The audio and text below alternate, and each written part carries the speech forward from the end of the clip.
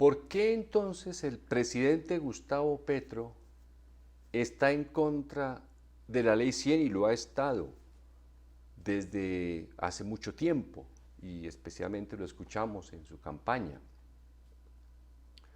No creo que sea por lo que le expliqué en la anterior reflexión o en la anterior exposición. No creo que sea porque las EPS no cumplieron con la Ley 100. No creo.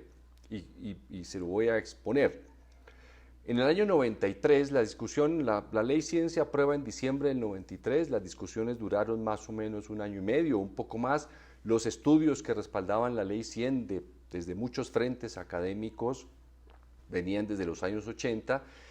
El presidente Petro se incorpora a la vida civil cuando se firma el acuerdo de paz con el M-19 en el año 90, creo, 91, 90. Luego, fíjese usted, apenas habían pasado 3 años desde que el presidente Petro estaba en la actividad política. Y no creo que hubiera sido el tema de salud uno de los que más interés le despertara. Tal vez Antonio Navarro sí estaba muy interesado en salud, fue ministro de salud con César Gaviria y él, por su profesión, que es ingeniero, creo que sí tenía algún conocimiento e interés por los temas de salud. Luego la Ley 100 se aprobó y todo esto que le he comentado en las anteriores exposiciones sobre salud, pues es producto más bien de muy pocas discusiones sociales o políticas. Realmente, como le decía en alguna anterior reflexión, en esa época vivíamos bajo el paradigma de la tecnología. Entre más medicamentos era mejor el sistema de salud, entre más cirugías era mejor el sistema de salud. Hoy vivimos bajo el paradigma de la prevención, de evitar, de administrar los riesgos, como le acabo de contar en la inmediatamente anterior exposición. Entonces, no es por el lado de que Petro la conociera desde su nacimiento, pero la inmensa mayoría de los médicos en ejercicio de la medicina, es decir, que viven de su trabajo en la medicina, sí se opusieron a la Ley 100 desde el comienzo, con una gran dosis de ignorancia, por supuesto, porque el trabajo médico muchas veces es precisamente conocer las enfermedades que atiende, no conocer de políticas de salud. Pero digámoslo que en general los médicos no son muy afines a los sistemas de salud nacionales. Casi siempre el médico prefiere que haya un sistema de salud en el que él atienda un paciente, el paciente le pague y así de esa manera desarrollar su profesión. Entonces la inmensa mayoría de los médicos estaban contra la Ley 100 y contra las EPS, que eran los actores nuevos del sistema, realmente. Todo lo demás existía. Gobierno, superintendencia, hospitales, clínicas, laboratorios. El único ingrediente nuevo que trajo la Ley 100 fue la entidad promotora de salud, que ya dije que debía haber hecho. Entonces los médicos se sintieron ofendidos porque las EPS eran las que les enviaban los pacientes. Y eso para un médico es indignante. El médico casi siempre se forma, se lo digo porque me formé como médico, se forma con la impresión y la certeza de que él solo puede atraer a los pacientes, que a él lo buscan, no necesitaría intermediarios. Y ahí comienza a nacer la famosa ataque a las EPS, que eran unos intermediarios entre el paciente y el médico, entre el paciente y el hospital. Eso fue ofensivo, lo tomaron como una ofensa.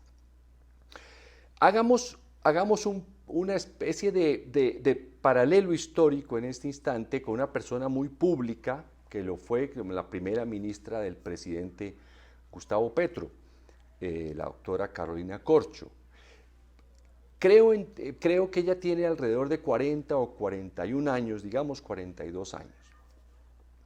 Cuando se aprobó la Ley 100 hace 30 años, ella tenía 10 años de edad. Luego, su interés por un sistema de salud o por las políticas de salud, pues debía ser nulo. Estaba, digamos que empezando bachillerato. A lo sumo, máximo, pues de pronto ya quería ser médica.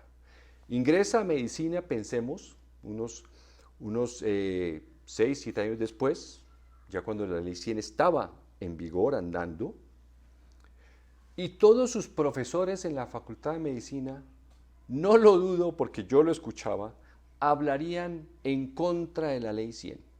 Todos. El ejemplo era más o menos este. Un profesor está exponiendo una clase de cardiología y dice el tratamiento ideal para un paciente infartado con este problema cuando llega al hospital es este. Pero como la Ley 100 se tiró el sistema de salud, se tiró la calidad, pues no se puede hacer eso. Esos eran los comentarios generales entre los médicos al comenzar la Ley 100. Porque el médico usualmente cree que el único que puede dar calidad es él y nadie más que él. Bien, entonces se forma ella durante sus años de estudiante de medicina con profesores que la inmensa mayoría atacaban la Ley 100 y especialmente a las EPS. Imagínese usted formarse de esa manera. Ahora, obviamente ella es una persona que por su naturaleza es activista política. No quiere decir que todos los médicos que estudiaron con ella sean activistas políticos. No, hay que sumarle el ingrediente de su forma de ser, de su personalidad, de su carácter, de su temperamento asociado al activismo político. Y ella menciona en sus conversaciones, en sus entrevistas, en sus exposiciones muchas veces que profesores muy renombrados de nuestro campo médico le decían a ella que las EPS eran innecesarias, que ningún sistema del mundo tenía EPS, en fin. Y todo ese discurso, toda esa pedagogía, todo ese conjunto de argumentos fue creciendo y muchos médicos apoyaban el hecho de que las EPS tenían que desaparecer. El problema del asunto es que muchos de esos médicos que atacaban las EPS pues no simpatizaban con Gustavo Petro. Entonces cuando gana Gustavo Petro se encuentran con un dilema. Si yo sigo atacando las EPS, me voy a parecer a Petro. O si respaldo a Petro, entonces ¿dónde queda mi gusto político si no respaldo a Petro? Es decir, en ese dilema no encontraron salida. Y yo creo que la inmensa mayoría prefirieron ignorar todo lo que se quejaban de las EPS y se sumaron al argumento de que tenemos el mejor sistema de salud del mundo. Entonces Gustavo Petro, yo creo que él no conoce y no le han contado en detalle cómo debió funcionar el sistema de la Ley 100. Y eso que aquí solo me he referido a las entidades promotoras de salud, pero eran vitales sin duda. O sea, me he referido a un punto muy importante. Si él realmente hubiera conocido qué debían haber hecho las EPS, cómo debieron funcionar durante 30 años, ¿qué significa eso de que las EPS tenían que administrar el riesgo? Entidad promotora de salud, EPS, ¿qué es lo que tenía que hacer de verdad con sus equipos de salud para identificar riesgos y evitar que se convirtieran en enfermedades? Si él supiera eso, pienso yo que en vez de haber planteado una reforma al sistema de salud, habría dicho, apliquemos la Ley 100, apliquemos la ley en cuanto a que le dice y le exige a la EPS qué es lo que debe hacer y entre ellas deben competir para querer demostrar que tienen la población más sana, no la que atiende más enfermos. Las EPS debían competir demostrando periódicamente a sus afiliados que ellas son las que tienen los afiliados más sanos, que sus hipertensos son los que menos se complican, sus diabéticos son los que menos se complican. Tienen menos diabéticos porque precisamente controlan a través de dietas y ejercicio a las personas que están en riesgo de volverse diabéticos. Y con todas las entidades así, los que hacen deporte, tenemos los que menos sufren accidentes en los gimnasios porque nosotros les ponemos un deportólogo para que hagan el calentamiento necesario. En fin, yo creo que usted ya se ha inspirado muchas veces en ver cómo proteger su salud y hoy en día hay hasta páginas de internet dedicadas a eso. No de las EPS, por supuesto. Entonces yo creo que si Petro hubiera conocido lo que las EPS tenían que haber hecho los pasados 30 años, habría exigido a través de la Superintendencia de Salud a las EPS, primero, que le muestren lo que han hecho en promoción de la salud y prevención de enfermedades. Segundo, que le muestren cuántos años de vida saludables, recuerda lo de la carga de la enfermedad, la unidad de medida son los años de vida saludables. Eso es una fórmula un tanto compleja, pero muy útil, muy importante. Entonces, muéstreme usted EPSX, cuántos años de vida saludables ganados tienen sus pacientes que han tenido un cáncer, por ejemplo, o los pacientes que han tenido infarto, o los pacientes que tienen hipertensión, o los asmáticos, como planteé en la anterior reflexión. Dígame ahora cuál es su plan para aumentar los años de vida saludables de las personas que son pensionados. Dígame cómo disminuye los años de vida saludables perdidos con ocasión del COVID.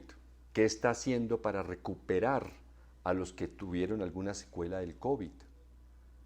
¿Qué está haciendo para disminuir los años de vida saludables perdidos en los niños, por ejemplo, en el régimen subsidiado, que han tenido una enfermedad diarreica aguda con un nivel de deshidratación importante?